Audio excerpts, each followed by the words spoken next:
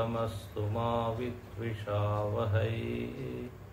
ओम शांति शांति शांति। ओम नमो भगवते वैवस्वताय मृत्यवे ब्रह्म विद्याचार्याय नचिकेतसे च।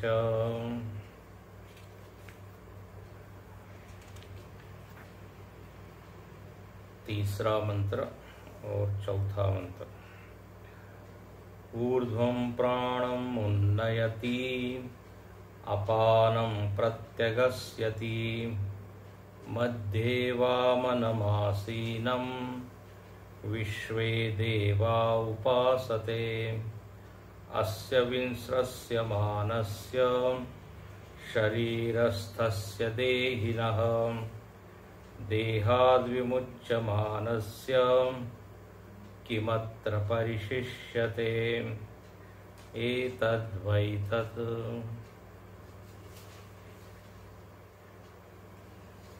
द्वितीय अध्याय की इस दूसरी वल्ली को यदि हम देखें तो इसमें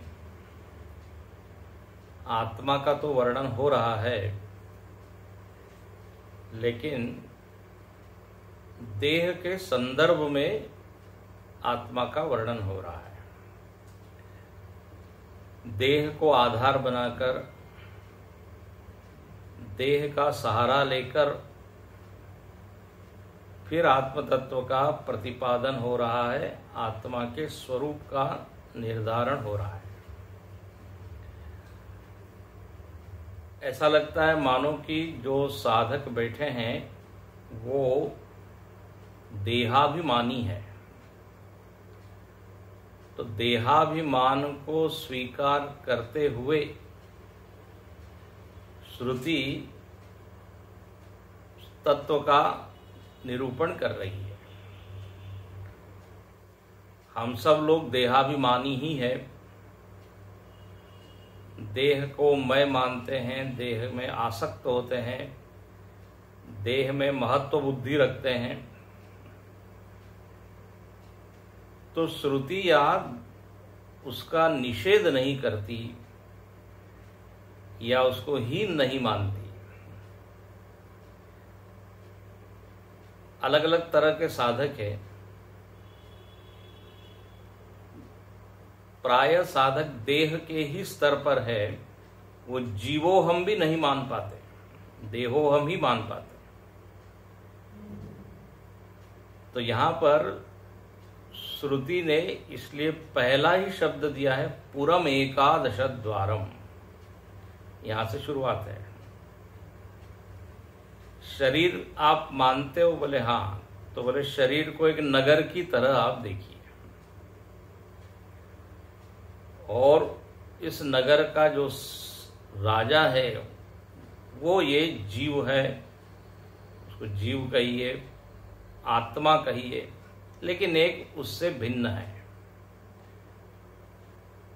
बार बार पहले इसी का ज्ञान श्रुति कराती है कि शरीर से एक अलग अस्तित्व है, उसको स्वीकार कीजिए। तो नगर का एक राजा या स्वामी होता है, जो संचालक होता है, जो उस नगर का आधार होता है।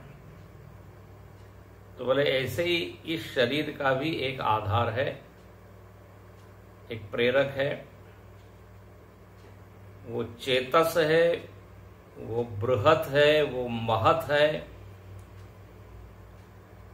अलग अलग नाम यहां दिए, अलग अलग उनके लक्षण बताए।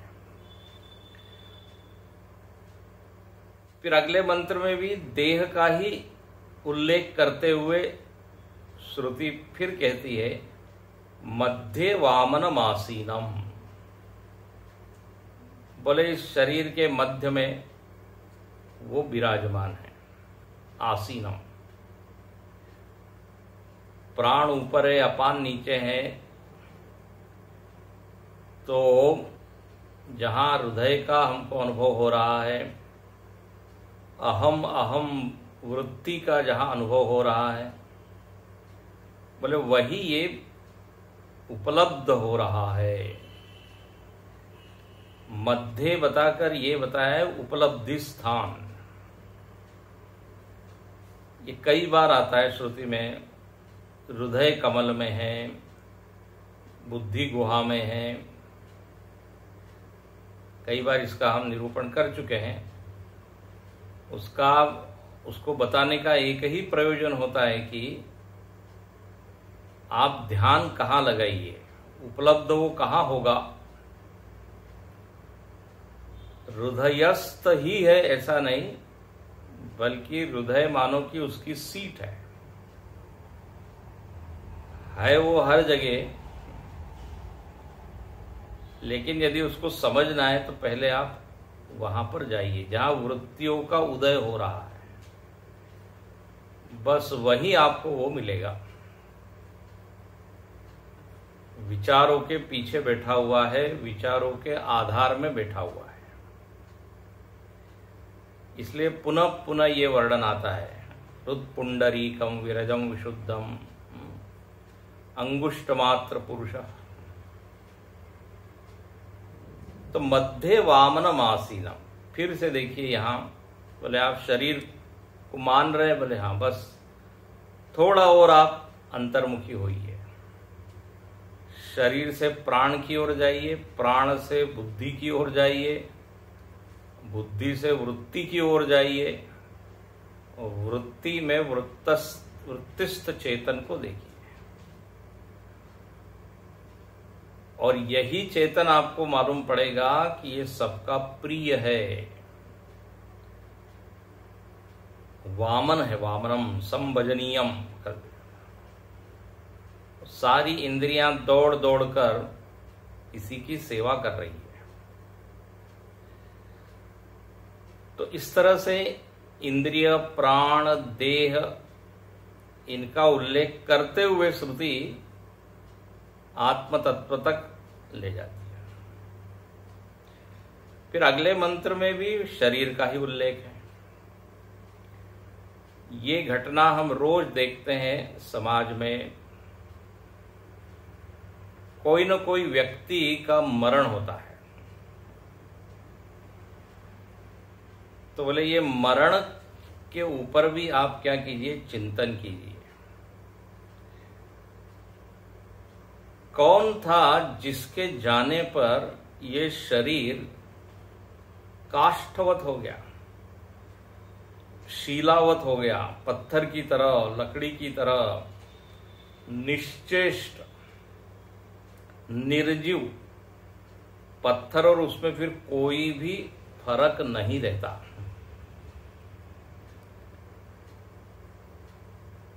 तो कौन है वो छोड़ के गया, कैसे गया, क्यों गया,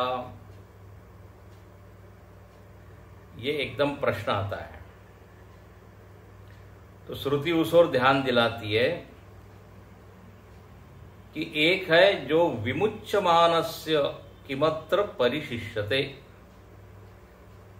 जिसके जाने पर ये अच्छा भला शरीर जलाने लायक हो जाता है, दफनाने लायक हो जाता है।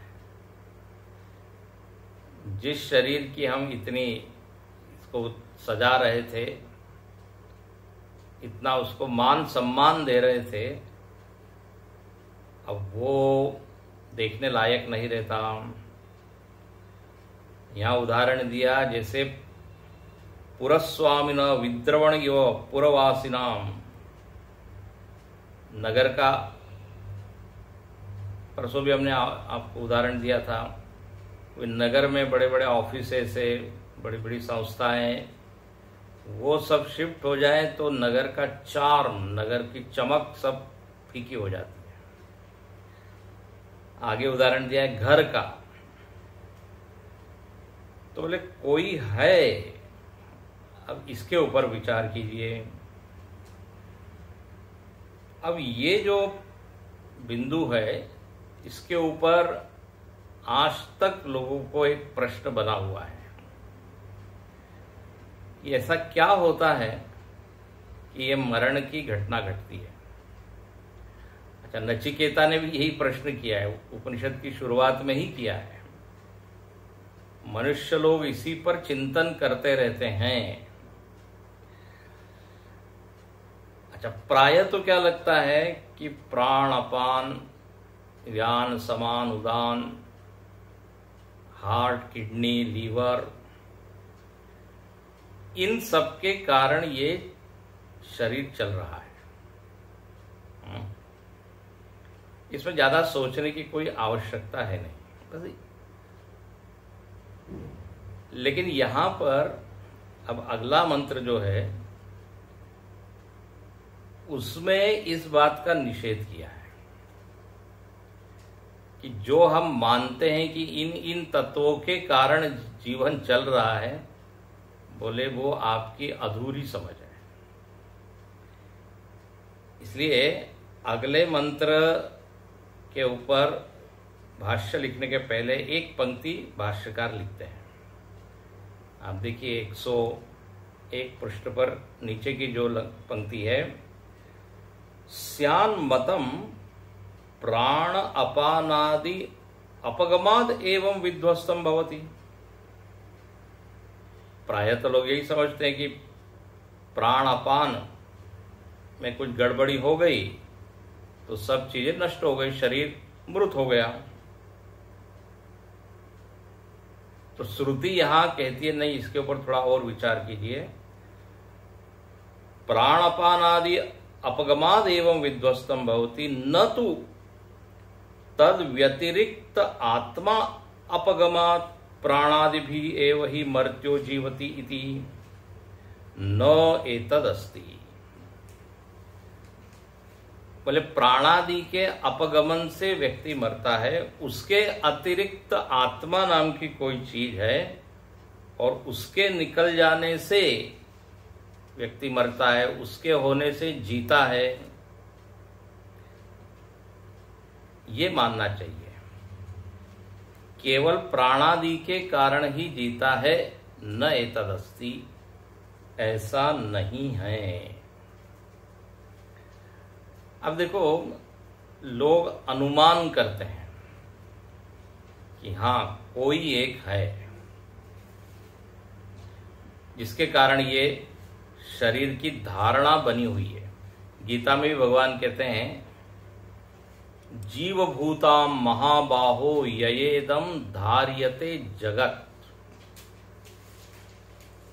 बोले ये जीव है, वहां वर्णन है जीव। यहां पे एक बात आपको बताएं, यहां आत्मा का वर्णन ही जीव के रूप में किया गया है।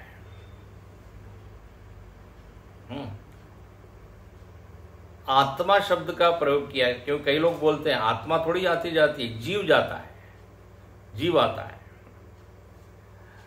तो यहां पर हम इतनी बात कहेंगे कि वो अस्तित्व जीव है कि आत्मा है, इसके ऊपर बाद में विचार करेंगे। पहले केवल इतना विचार करना है कि वो इस संघात से अन्य है। That is the first point. उसके बाद फिर विचार होगा कि उसको क्या कहा जाए, जीव कहा जाए कि आत्मा। अंततः वो आत्मा ही सिद्ध होगा, लेकिन बीच में एक पड़ाव आता है, तब हम कहते हैं जीव है, जीव है। जैसे घटाकाश है, घट में आकाश है, ठीक है। तो पहले उस घटाकाश को ये चिंतन करना है कि मैं घट से अलग हूं। हाँ, यदि उस आकाश ने ये मान लिया कि घट ही मैं हूं, तो ये क्या हो गया, देहाभिमान। घट क्या है, देह की तरह है। तो घटाकाश को पहले तो ये मानना है कि मैं इस घट से अलग हूं। फिर वो जो विचार करेगा कि मैं कौन हूं, तो मालूम पड़ेगा मैं महाकाश हूं। तो दो सीढ़ियां हो गई, पहले घटाकाश के रूप में जाने, फिर महाकाश के रूप में। ऐसे ही जीव पहले हम समझे कि एक इंडिविजुअल है। फिर वो इंडिविजुअल जब अपने ऊपर विचार करता है तो पाता है कि मैं तो अल्प या परिच्छिन्न या सीमित नहीं। लेकिन पहले हाँ जीव जाता है, कम से कम इतना मानिए। इसलिए गीता में भगवान ने दूसरे अध्याय में आत्मा का उपदेश किया, तो वहां एकदम आत्मा के बारे में नहीं कहा। बोले यदि तुम अपने आप को जीव भी मानते हो तो भी ये एक बहुत बड़ी छलांग है। नत्वे वाहम जातु नासम नत्वम नेमे जनाधिपा।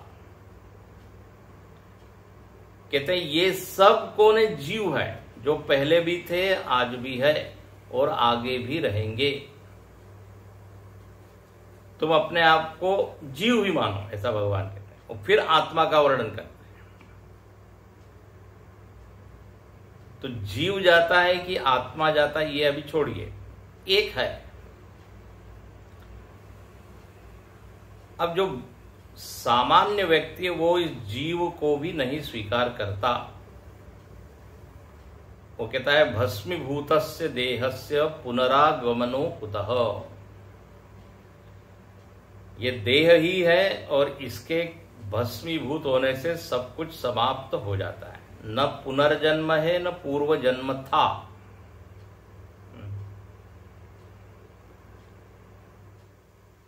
अच्छा, तो बोले ये सब तो ऐसा ये मरण क्यों हो गया? बोले अंदर अंग में कुछ बिगाड़ हो गया बस। अब देखो इसके ऊपर थोड़ा विचार करें। श्रुति यहां अगले मंत्र में कहती है ऐसा नहीं है। पहले इस मंत्र को पढ़ते हैं। न प्राणेन अपानेन मर्त्यो जीवति कश्चन इतरेण तु जीवन्ति यस्मिन्नेतावुपाश्रितौ। न प्राणेन अपानेन मर्त्यो जीवति कश्चन इतरेण तु जीवन्ति यस्मिन्नेतावुपाश्रितौ। बिल्कुल स्पष्ट यहां कह रही है, न प्राणेन न अपानेन मर्त्यः जीवति कश्चन। ये जो मर्त्य है, मर्त्य मतलब ये देहधारी मनुष्य, ये केवल श्वास प्रश्वास के कारण नहीं जीता।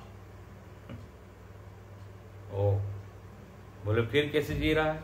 इतरेण तु जीवन्ति। इस प्राण अपान से इतर है, उसके कारण व्यक्ति जी रहा है।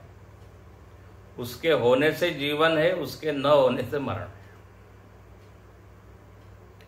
तो बोले फिर ये प्राण अपान की क्या स्थिति है? बोले प्राण अपान तो आश्रित है उस पर। यस्मिन नेतो उपाश्रितौ, वो अंतिम आश्रय नहीं है।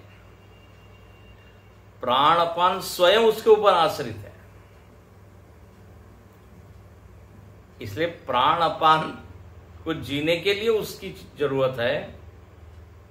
तो प्राण अपान को आप अंतिम सत्य न माने, वही जीवन में हेतु है ऐसा नहीं है। उसकी भूमिका है, लेकिन वही जीवन में कारण है ये नहीं है। अब देखिए यहां पर थोड़ा ठहर के विचार करना है। हम लोग अननोइंगली कभी कभी समाज में ऐसा मानने को बाध्य हो जाते हैं कि कोई है जो इससे इतर है, वो चला गया और उसके वियोग से हमको दुख होता है। यदि शरीर को ही हम वो व्यक्ति माने तो शरीर तो पड़ा हुआ है। हम कहते हैं वो ऐसे थे, वो वैसे थे। तो एक मानने का मन करता है कि शरीर में एक शरीर से अलग है। केवल हाथ पैर से ही हम प्रेम नहीं कर रहे थे, उसके अंदर कोई है। जब आप प्रणाम कर रहे थे तो केवल उसके मुख को प्रणाम नहीं कर रहे थे, मुख वाले को। ये एक भाव बनता है। तुरंत हम कह देते हैं बॉडी, शरीर है ना, अब शरीर बचा है, शरीर को ले जाना है, पार्थिव शरीर का क्या कीजिए, दर्शन कीजिए। गुरुदेव बड़ा अच्छा कहते थे, कई बार आपको बताया है कि जो अंतिम यात्रा होती है, बोले जिसकी यात्रा होती है वो उसमें एब्सेंट होता है, बताया था। तो एक है। अच्छा, अभी तक सब कुछ ठीक ठाक चल रहा था, अब अचानक क्या हो गया? तो विचार के लिए एक व्यक्ति का लगता है कि कुछ सोचना चाहिए। अब देखो, इसके लिए उदाहरण देते हैं। पंखा चल रहा है, फ्रीज काम कर रहा है, टीवी काम कर रहा है, और कैसे काम कर रहा है? तो बोले हमने जैसे स्विच ऑन किया वो पंखा चलने लगा, टीवी चालू हो गया, हीटर चालू हो गया। तो अब किसी को क्या लग सकता है कि स्विच के कारण टीवी चल रहा है, स्विच के कारण पंखा चल रहा है। तो स्विच का और इन उपकरणों का क्या है, संबंध है। ठीक है। अच्छा, और जिसको बिल्कुल ही कुछ मालूम नहीं, उसको तो लगेगा ये मालूम नहीं, आप कुछ जादू जानते हैं, चमत्कार हो गया, आपने एक चीज दबाई और पंखा घूमने लगा। जिसको संबंध मालूम नहीं है वो तो कहेगा ये तो एकदम 8वां आश्चर्य है। छोटे बच्चे देखो कैसे देखते हैं, एकदम पंखा घूमने लगता है, आश्चर्यवत पश्यति। तो हमको मालूम है कि स्विच से तार जुड़ा हुआ है, फिर तार से वो मशीनरी जो है जुड़ी हुई है, और उसके कारण वो मशीन काम कर रही है। अब केवल इतना ही हम देखें तो किसी को ये भ्रम हो सकता है कि स्विच के कारण पंखा घूम रहा है, क्योंकि ऑन करते हैं तो घूमता है, बंद कर देते हैं तो बंद हो जाता है। अच्छा, लेकिन यदि बिजली चली जाए तो कितनी बार भी आप ऑन ऑफ करते रहे, कुछ नहीं होता, तब उस व्यक्ति को झटका लगेगा, अरे केवल स्विच से नहीं चल रही थी ये मशीन, बल्कि एक और चीज है, इतरेण तु जीवन। इनसे एक इतर है जिसके कारण ये पूरा, इसको संघात कह सकते हैं, काम कर रहा था। अब देखिए, यहां पर स्विच की भूमिका का निषेध नहीं है, और जो तार है और जो अंदर पूरा सिस्टम है उसका निषेध नहीं है, उसकी बहुत बड़ी भूमिका है। निश्चित ही श्वास प्रश्वास की भूमिका है, हार्ट और किडनी और लीवर इनकी भूमिका है, उसको छोटा नहीं कर रहे हैं। जब यहां पे ये लिखा है न प्राणेन न अपानेन मर्त्य जीवति, तो इसका मतलब नहीं है कि प्राण का कोई महत्व ही नहीं है, लेकिन ये समझना चाहिए कि ये अकेले अपने दम पर इस शरीर को नहीं जिला सकते। अब अपने शरीर में इतने सारे घटक हैं, उन्हीं में संचालकत्व दिखता है, इसके कारण हम जी रहे हैं। बोले आहार ले रहे हैं, इसके कारण जी रहे हैं, आहार विहार, सोना जागना हमारा ठीक है, फिर शरीर के सारे अंग प्रत्यंग व्यवस्थित काम कर रहे हैं, इसलिए हम जी रहे हैं। इन्हीं में संचालकत्व दिखता है। अच्छा, ये आपस में भी एक दूसरे को संचालित करते हैं। आंख ने कुछ देखा तो मन एकदम उधर भागा, मन में कुछ आया तो शरीर भागा। तो मन प्रेरित कर रहा है शरीर को, शरीर प्रेरित कर रहा है मन को, बुद्धि प्रेरित कर रही है मन को, बुद्धि इंद्रियों को काम में लगा रही है। तो इन सारे घटकों में आपस में हेतु फलात्मक संबंध दिखता है। हेतु मतलब कारण, फल मतलब परिणाम।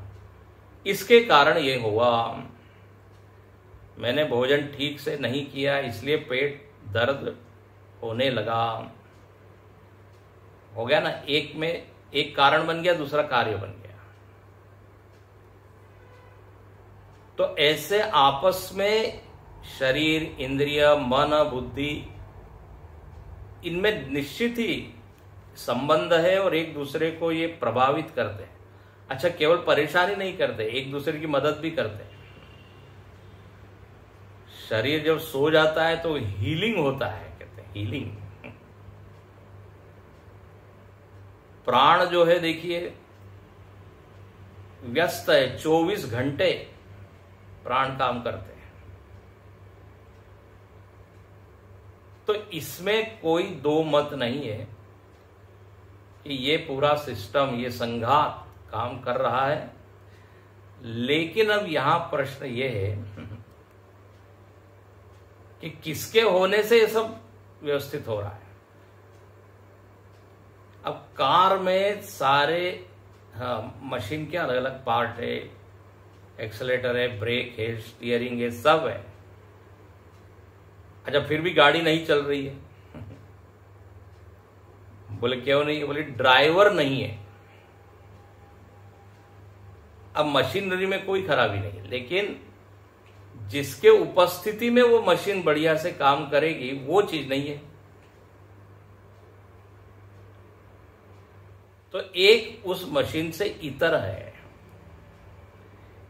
इसलिए जो चिकित्सा विज्ञान है वो इस मशीन का ही क्या अध्ययन करता है। शरीर भी एक मशीन की तरह, कैसे अंग प्रत्यंग एक दूसरे जुड़े हुए हैं और कैसे ये पूरा सिस्टम काम कर रहा है, बहुत बढ़िया से उन्होंने इसका अध्ययन किया है।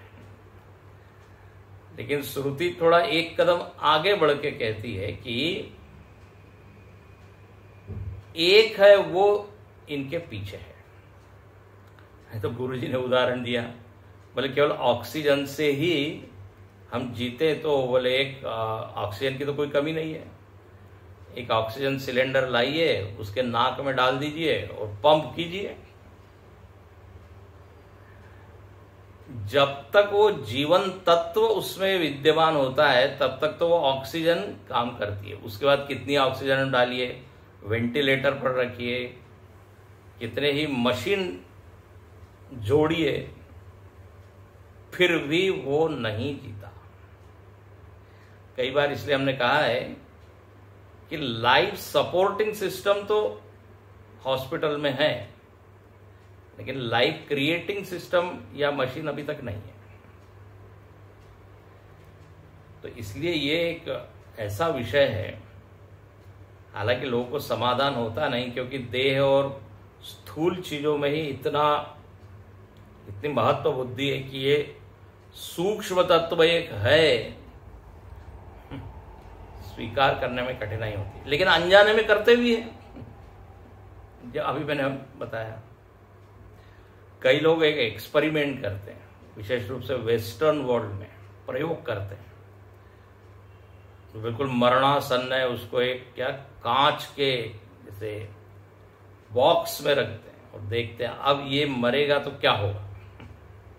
लोगों ने एक्सपेरिमेंट किए। अब वो मरा है तो बोले वो शीशे में एक दरार पड़ गई, क्रैक हो गई। It means there was somebody. पश्चिम के लोग प्रयोगवादी खूब है, प्रयोग करके फिर वो स्वीकार करना चाहते हैं। तो इसके ऊपर विचार होते रहा है, अभी भी चल रहा है। पकड़ने का प्रयत्न कर रहे हैं कि कैसे वो निकल रहा है, कहां से निकल रहा है। अच्छा, पुराणों में और गीता में और उपनिषदों में बड़े आराम से बोल देते हैं कि एक जीव निकलता है फिर दूसरे देह में जाता है, बड़े आराम से। इतनी कथा कहानियां हैं पुनर्जन्म को लेकर, पहले जन्म में ये ऐसा था, अगले जन्म में ऐसा होगा। मानो कि उनको ये स्वीकार करना बड़ा सहज है। तो उपनिषद यहां कहना चाहती है कि आप भी इस पर थोड़ा विचार करें, ये जीवन तत्व क्या है। इसलिए एकदम इससे और क्लियर अब बताइए कहाँ लिखा होगा, इतरेण तु जीवंती न प्राणेन न अपानेन। तो यहां भाष्यकार लिखते हैं न प्राणेन न अपानेन चक्षुरादीना वा। प्राण अपान तो श्रुति ने बोला था, भाष्यकार उसमें जोड़ देते हैं चक्षुरादि। अब चक्षुरादि से सब ले लीजिए, पूरा ये स्थूल शरीर सूक्ष्म शरीर सब ले लीजिए। तो चक्षुरादिना वा मर्त्य, मर्त्य का अर्थ क्या है, मनुष्य। मनुष्य का एक नाम है मर्त्य, मतलब कितना भी प्रयत्न करो वो मरेगा ही। चाहे जो आप दवाई खाइए, ऑपरेशन कीजिए, अंततः वो मरणशील ही है। इसलिए इस पृथ्वी लोक का नाम ही है मर्त्य लोक। तो मर्त्य मनुष्य देहवान, देखो दो दो नाम दिए, मर्त्य के लिए कहा मनुष्य और देहवान, जो देह वाला है। बोले वो कश्चन जीवती न कोपी जीवती, कोई भी व्यक्ति प्राण अपान चक्षु इत्यादि से जीवित नहीं होता। वो एक ने उदाहरण दिया, जैसे मोबाइल फोन है, अब उसमें सब हम नंबर डायल कर रहे हैं, लेकिन यदि सिम कार्ड न हो तो वो कुछ न मैसेज जाएगा ना कुछ न। अब वो दिख तो रहा है, तो सिम कार्ड न जीवंती, ऐसा आप बोल सकते हैं। उसमें जीवन तत्व कब आता है, बोले जब कार्ड उसमें डालो। आधुनिक उदाहरण, अखंडानंद जी महाराज से किसी ने कहा कि कंप्यूटर सब कुछ कर लेता है, उसका दिमाग भी है, वो शतरंज भी खेल लेता है। उन्होंने एक बहुत बढ़िया बात कही, बोले कंप्यूटर सब कुछ कर लेता है, लेकिन कंप्यूटर को सुख दुख होता है क्या, उसमें भावनाओं का अनुभव होता है क्या। बहुत जबरदस्त चीज है। तो एक इतर चीज है जो चेतन है, ये जड़ में तो ये अनुभव हो नहीं सकता। चेतना की उपस्थिति में हाँ, मन में भावना है, बुद्धि में विचार है, आंखों में रोशनी है, स्वतः नहीं है। इसलिए यह पुनः पुनः इस बात को स्थापित किया गया। देखो, तो न कोपी जीवती, अरे क्यों नहीं जीवती, तो बोले ये सब के सब संघात है, असेंबलेज है, और कहीं भी ये नहीं देखा जाता कि संघात संघात के लिए ही काम करता है। इसलिए लिखते हैं नहीं येषां परार्थानां संहति अकारित्वात् जीवन हेतुत्वम उपपद्यते। बोले ये संघात ही जीवन दायी है, जीवन में हेतु है। ये परस्पर एक दूसरे की मदद करते हैं, एक दूसरे की सहायता से जीते हैं, मतलब व्यवस्थित काम करते हैं। लेकिन इनसे एक कोई अलग है जिसके कारण ये सब काम करते हैं। जैसे ऑफिस में एक बॉस बैठ जाता है तो सारे जो है वर्कर एम्प्लॉय काम करने लगते हैं। उसके न रहने से कोई बैकवर्ड होता है, कोई फॉरवर्ड होता है, कोई आगे बैठ सो रहा है, कोई पीछे सो रहा है। तो ऐसा नहीं है कि वो काम नहीं कर रहे हैं, लेकिन हाँ, काम करवाने के लिए एक तत्व, एक व्यक्ति की वहां जरूरत है। तो यहां लिखते हैं कि ये परस्पर एक दूसरे की मदद कर रहे हैं। कब? जब एक संघात से इतर है। इसलिए लिखते हैं स्वार्थेन असंहतेन परेण केनचिद अप्रयुक्तम संहतानाम अवस्थानम न दृष्टम। बोले ये लोक में संघात से पृथक किसी व्यक्ति या कोई अलग हुए बिना संघात अपने आप से काम कर रहा है, ऐसा देखा नहीं जाता। कार है और अपने आप ही चलने लगी, क्रेन है अपने आप ही उठने लगी, ट्रेन अपने आप चलने लगी, ऐसा नहीं होता। ये सब संघात है, बहुत सारे उसमें घटक जुड़े हुए हैं एक दूसरे से। यहां उदाहरण क्या दिया, गृहादीनाम लोके अवस्थानम न दृष्टम। जो घर है उसका अवस्थान रहता नहीं, वो घर व्यवस्थित रहता नहीं यदि वहां पर गृह स्वामी न हो तो। कल भी बताया था हमने, उसकी खिड़की दरवाजे सब गायब होने लगते हैं।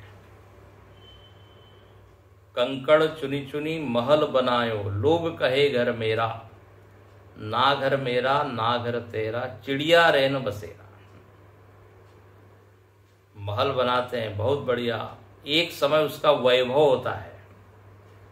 जितने भी आप किले देखिए, फोर्ट्स इत्यादि महल, अब क्या है, बोले बस पहले तो बढ़िया राजा रानी रहते थे।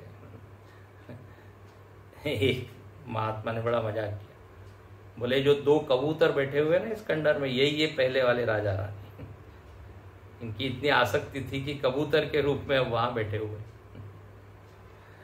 तो वो जो इतना बड़ा भव्य महल, अब भूत, हाँ क्या कहते हैं, हॉन्टेड हो जाता और डर जाने में डर लगता है।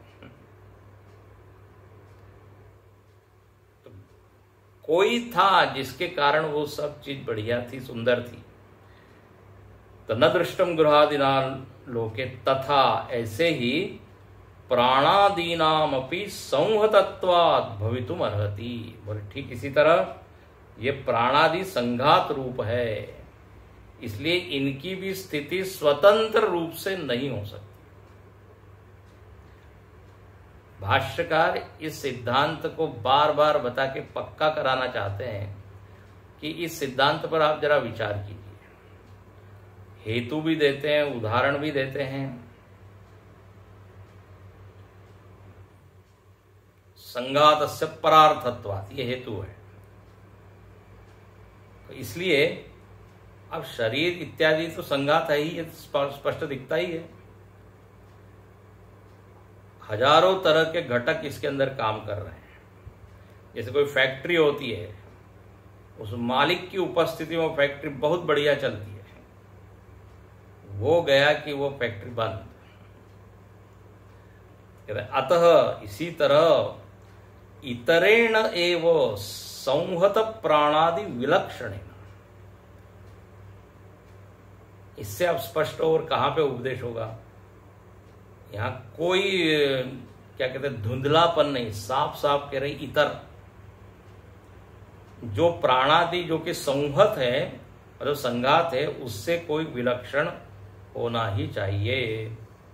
विलक्षणेन तु सर्वे संहताः सन्तः जीवंती प्राणान धारयन्ति। जीवंती के ऊपर क्या भाष्य किया, प्राणान धारयन्ति।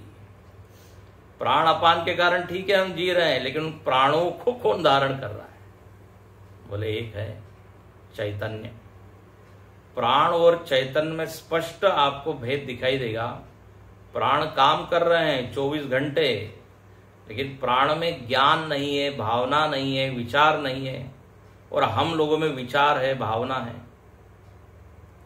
प्राण एक एनर्जी है, ऊर्जा है, शक्ति है, पावर है। लेकिन याद रखना, पावर में ज्ञान भान नहीं होता।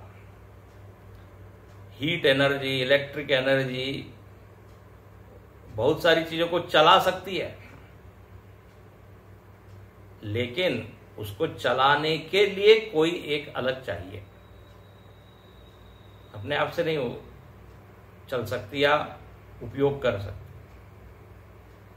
क्योंकि उसमें ज्ञान नहीं है कि अब मुझको चलना है, अब रुकना है। तो प्राण 24 घंटे काम कर रहे हैं, सब कुछ सो जाती है, मन बुद्धि इत्यादि, प्राण नहीं सोते। अच्छा, प्राण जागते रहते हैं तो हमको ज्ञान भी होना चाहिए कि मैं जगा हुआ हूं, लेकिन ये ज्ञान नहीं होता। इससे सिद्ध है कि प्राण से आत्म तत्व अलग है। प्राय समाज में प्राण और आत्मा एक ही मान लेते हैं, प्राण और जीव एक ही है, लेकिन ऐसा नहीं है। इसलिए आप स्पष्ट करते हैं कि प्राणान धारयंती इतरेण, जो इतर वस्तु है वो प्राण को धारण करती है। अब किसी को भ्रम हो सकता है, जैसे फिर आप उदाहरण देखिए, स्विच से ही पंखा चल रहा है, किसी को भ्रम हो सकता है। भ्रम की निवृत्ति तब होती है जब इलेक्ट्रिसिटी नहीं रहती है। ऐसे ही यहां पर भी है। फिर यहां लिखते हैं यस्मिन् संहत विलक्षण आत्मनि सति, मतलब इस संहात से विलक्षण विपरीत लक्षण वाला या अन्य लक्षण वाला आत्मा होने पर ही ये प्राण अपान चक्षुरादि सब काम करते हैं। आत्मनि सति परस्मिन एतौ प्राणापानौ चक्षुरादि भी संहतौ उपासितौ। ये प्राणापानौ, अभी प्राणापान श्रुति ने बोला है, भाष्यकार बार बार उसमें जोड़ रहे हैं चक्षुरादि भी। केवल प्राणापान ही नहीं, दसों के दसों इंद्रियां, अंतःकरण, ये सब भी गिन लीजिए। प्राणापान तो केवल एक क्या कहते हैं घटक है, उपलक्षणा से सब ली लीजिए। जहां भी क्रिया हो रही है मन में, इंद्रियों में, तो पूरा जो संघात है वो आश्रित है। अच्छा, उपाश्रित, ये द्विवचन है क्योंकि ऊपर प्राण और अपान दो है, तो उपाश्रित, तो उपाश्रित मतलब आश्रित है ये दोनों, और भाष्यकार उसको सारा मिला देते हैं। तो सब चीज, तो आश्रय या अधिष्ठान एक असंहत तत्व है। इसलिए लिखते हैं जिसके लिए यस्य असंहतस्यार्थे, जो असंहत है, जो घटक नहीं है, उसके लिए असंहतस्यार्थे प्राण अपानादि स्वव्यापारम कुर्वन् वर्तते। ये प्राण आदि सब दौड़ भाग कर रहे हैं इसके लिए, क्योंकि संघात में घटक उस घटक के लिए ही काम नहीं करता। कार में एक्सेलरेटर के लिए काम नहीं कर रहा है, ब्रेक के लिए नहीं कर रहा है, टायर के लिए नहीं काम कर रहा है, वो उस कार में बैठे हुए व्यक्ति के लिए सब काम हो रहा है। बिल्कुल ऐसी बात, प्राण अपान स्वव्यापारम कुर्वन् वर्तते संहत सन, ये सब के सब संघात है। लेकिन देखो फिर भाष्यकार लिखते हैं संहत सन स, जिसके लिए सब काम हो रहा है, स ततः अन्य सिद्ध इति अभिप्राय, उससे अन्य ही सिद्ध होता है, ये अभिप्राय। आप पिछले मंत्रों में भी देखें तो भाष्यकार का अंतिम वाक्य यही है। आप चौथे मंत्र में देखिए, वहां भी लिखते हैं विनष्टम भवति सो अन्य सिद्ध। तीसरे मंत्र के भी भाष्य में पीछे पलट के देखिए, वायु कर्ण व्यापार सह अन्य सिद्ध। तो बार बार तीनों मंत्र के अंत में यही अन्य, नगर से अन्य, प्राणपान से अन्य पीछे आया था, ऊर्ध्वम प्राणम उन्नयति, उसके की भाष्य उस भाष्य में भी अंत में अन्य, यहां भी अन्य। इस तरह भाष्यकार स्पष्ट करते हैं। अब इतना बता दिया कि एक है, वो जीव है, आत्मा है, जो भी आप बोलिए, अन्य है। अब यहां श्रुति कहती है, बोले हम तो उसको कहेंगे वो ब्रह्म है। ठीक है, आप अभी नहीं मान पा रहे हो, वो जीव जब अपने ऊपर विचार करता है तो उसको क्या ज्ञान होगा, ये ब्रह्म है, ये आत्मा है। अब यहां श्रुति कहती है कि हमने इतना आपको समझाया, हंत, शायद आप नहीं समझ पा रहे, इसलिए देखो, हंतत इदं प्रवक्ष्यामि गुह्यं ब्रह्म सनातनम यथा च मरणं प्राप्य आत्मा भवति गौतम।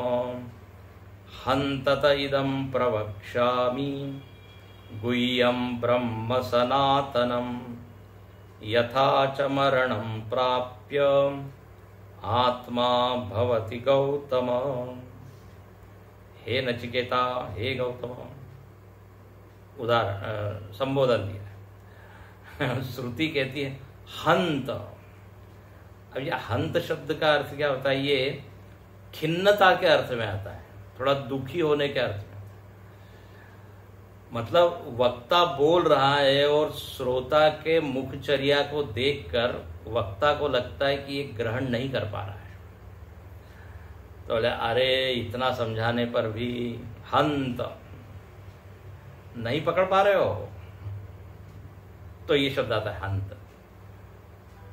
थोड़ा उसमें दुख है कि हम जो बताना चाह रहे हैं शायद आपको स्पष्ट नहीं हो रहा है, तो ये वाक्य आता है हंत। तो भाष्यकार कहते हैं इदानीं, अब पुनः हम बताते हैं। नहीं समझ में आया कोई बात नहीं, वक्ता लोगों को या आचार्य लोगों को जल्दी नहीं, बोले फिर से बताते हैं। पुनरपि हंतत इदं प्रवक्ष्यामि, मैं फिर से तुमको बताऊंगा। क्या बताऊंगा? अब ये नहीं कहा कि मैं जीव के बारे में बताऊंगा। अब यहां सीधे सीधे वो जो इतर इतर बोला था ना, इतरेण तो जीवंती, उसके लिए सीधा शब्द दिया। जो गोपनीय है, जो तुमको समझ में नहीं आ रहा है, वो है ब्रह्म। इदं प्रवक्ष्यामि गुह्यं ब्रह्म सनातनम, वास्तव में वो ब्रह्म है। उस गुह्य ब्रह्म को मैं फिर से बताऊंगा। अच्छा, और ये भी बताऊंगा यथाच मरणम प्राप्य, जो व्यक्ति अपने इस ब्रह्म रूप को नहीं जानता, जो अपने आप को शरीर ही मानते रहता है या जीव ही मानते रहता है, बोले कैसा उसका मरण होता है, ये भी मैं बताऊंगा। देखो, पहले वाक्य में ब्रह्म शब्द का प्रयोग और दूसरे वाक्य में आत्मा शब्द का प्रयोग। तो आत्मा और ब्रह्म एक है, ये यहां बताया, और जिसको पीछे जीव जीव बताया जा रहा है वो यही ब्रह्म है। जब तक हम जानते नहीं तब तक जीव है, जानने के बाद वही जीव ब्रह्म है। जैसे हमने उदाहरण दिया था, घटाकाश महाकाश ही है, न जानने तक वो घटाकाश मानता है अपने आप को। तो अब यहां पे विषय बड़ा अच्छा आने वाला है, जिसमें लोगों की बड़ी रुचि होती है। बोले ये जीव कैसे जाता है, फिर कहां जाता है, कैसे वो मर के अगले शरीर में जाता है, वो सब आएगा यहां। इसलिए यथा मरणम प्राप्य, कैसे वो मरता है, क्यों मरता है, वो सब मैं आपको बताऊंगा। अच्छा, समाज में बड़ी मजेदार बात है, लोगों को ब्रह्म ज्ञान में ज्यादा रुचि नहीं है। रुचि इसमें कि ये जीव कैसे आता जाता है, और फिर वो निकलने के बाद कितनी देर कहाँ रहता है, फिर किस मार्ग से वो शरीर में जाता है। अच्छा, जब दो शरीरों के बीच में रहता है तो कहाँ रहता है और किस आकार में होता है, ये बड़ा सस्पेंस है, बिल्कुल वो जानने में ज्यादा उत्सुक होते हैं। अब श्रुति कह रही है वो सब छोड़ो, ये आप जानो कि आप ब्रह्म हो, आप में जन्म मरण नहीं है, ये जानो सीधे। बोले वो तो ठीक है, हमको पहले ये बताइए। अच्छा, श्रुति ने इसलिए यहां पे उसका भी वर्णन किया है, ऐसा नहीं कि केवल ब्रह्म ब्रह्म ही। चलो, आपको संसरण कैसा होता है वो भी हम दिखाते हैं। तो प्रवक्ष्यामि, मैं बताता हूं, यथा च मरणम प्राप्य, भाष्यकार लिखते हैं हंत इदानीम पुनरपि ते, ते मतलब तुभ्यम, त शब्द का ते आया है। अब संधि के कारण त हुआ है, मूल मंत्र में देखिए हंत त, वास्तव में वो ते है। तो ते मतलब तुम्हारे लिए, तुभ्यम, इदम, इदम प्रवक्ष्यामि, इदम गुह्यम गोप्यम ब्रह्म, उस ब्रह्म के बारे में फिर मैं बताता हूं। अच्छा, और ये ब्रह्म कैसा है? सनातनम चिरंतनम, भाष्यकार का, उसके बारे में बताऊंगा। और बोले क्यों मैं बता रहा हूं?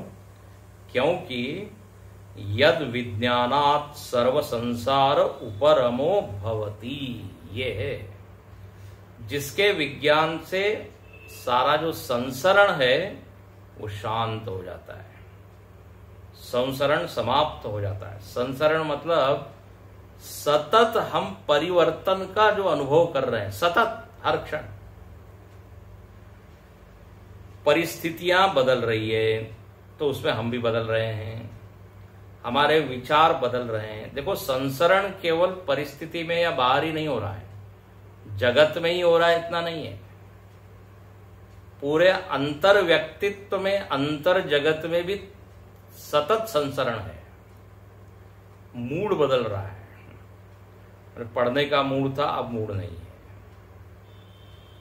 मूड में परिवर्तन, भावना, ओ क्वचित रुष्ट क्वचित तुष्ट, एक क्षण में एकदम संतुष्ट रहता है, दूसरे क्षण में एकदम नाराज रहता है। लोगों को विश्वास नहीं होता ये सेम पर्सन है, वही व्यक्ति है। उसको कहते हैं अव्यवस्थित चित्तानाम प्रसादोपि भयंकर। ये ऐसे अव्यवस्थित चित्त वाले जो लोग हैं, वो यदि खुश भी हो जाए तो एकदम आप प्रसन्न मत होइए, क्योंकि दूसरे क्षण एकदम, कंस के लिए कहा गया है, भागवत में आता है, वो देवकी के प्रति इतना प्रेम बता रहा था, दूसरे क्षण एकदम तलवार निकाल के मारने लगा। तो हर जगह संसरण है, स्वभाव बदलते रहता है। तो बोले अच्छा, हम लोग यही अनुभव कर रहे हैं कि मैं बदलने वाला ही हूं सतत। इसलिए मीराबाई कहती है भव सागर में बही जात है, मैं भव सागर में बह रही हूं। बोले ये बहने का अनुभव होते रहेगा जब तक ये ब्रह्म स्वरूप का विज्ञान नहीं होगा। यद विज्ञानात् सर्व संसार उपरमो भवति, और तुरंत दूसरा उल्टा भी लिखते हैं अविज्ञानात् च यस्य मरणम प्राप्य। और यदि विज्ञान नहीं हुआ तो क्या परिणाम होगा? मरणम। तो अब वो कैसे होता है? अज्ञान के कारण ये जीव महाराज कैसे घूमते रहते हैं। यथा आत्मा भवति यथा संसरति तथा शृणु, उसको तुम सुनो। अब देखो यहां दो चीजें, अज्ञान के कारण संसरण हो रहा है, ये एक बात है, और दूसरा है वो संसरण कैसे हो रहा है, व्हाट इज द प्रोसेस, प्रक्रिया क्या है। इसका निरूपण अगले मंत्र में है, बड़ा इंटरेस्टिंग है, उसको कल देखेंगे। ओम पूर्णमदः पूर्णमिदं पूर्णात् पूर्णमुदच्यते पूर्णस्य